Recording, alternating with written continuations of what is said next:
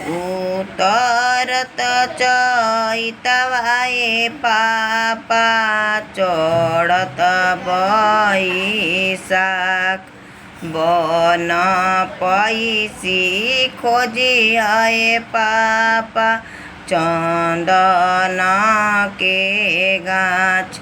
उतरत चैतवाए चाचा चढ़त बैसाख बन पैसी खोजी आए चाचा चंदन के गाछ।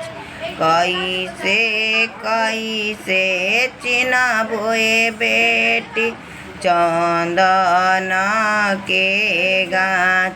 कैसे में चिन्हबोए बेटी पढ़त पंडित गम गम गम के पापा चंदन के गाछ।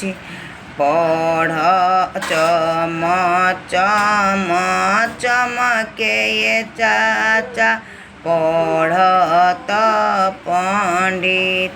ओइसे ओइसे चिन्हाए पापा चंदन के गाछ।